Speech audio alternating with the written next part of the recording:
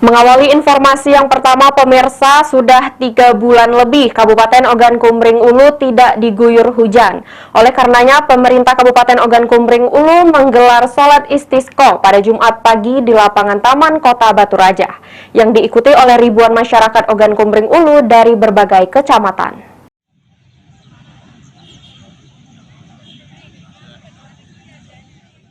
Ribuan masyarakat Kabupaten Ogan Kumbring Ulu tumpah ruah ikut melaksanakan sholat istisqa. Sholat minta turun hujan ini dilaksanakan oleh pemerintah Kabupaten Ogan Kumbring Ulu. Mengingat Oku sendiri sudah lebih dari 3 bulan tidak turun hujan. Bupati Ogan Kumbring Ulu Teddy Melwansyah mengatakan, pelaksanaan sholat istisqa ini adalah bentuk ikhtiar kepada Allah dengan meminta turun hujan sama seperti yang dilakukan pada zaman Rasul. Teddy berharap dengan sholat ini Allah mengabulkan doa masyarakat Ogan Kumbring Ulu dengan menurunkan hujan. Mengingat dampaknya besar sekali setelah lebih 3 bulan tidak turun hujan, mulai dari kekeringan, kebakaran lahan.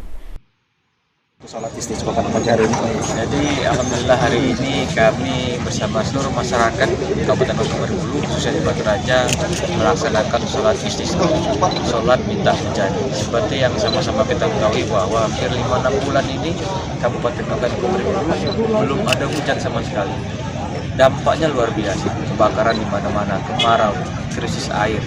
Nah, ini adalah ikhtiar sama-sama kita, usaha doa kita sama-sama bahwa mudah-mudahan dengan sholat istisqa ini Allah segera rahmatnya, anugerahnya berupa hujan di Kabupaten Ogan Kumbring Ulu. Teddy juga mengatakan bahwa pemerintah Kabupaten Ogan Kumbring Ulu sendiri sudah menyiapkan posko di beberapa titik rawan kebakaran lahan hingga posko jika masyarakat membutuhkan air. Ari Pranika, PAL TV.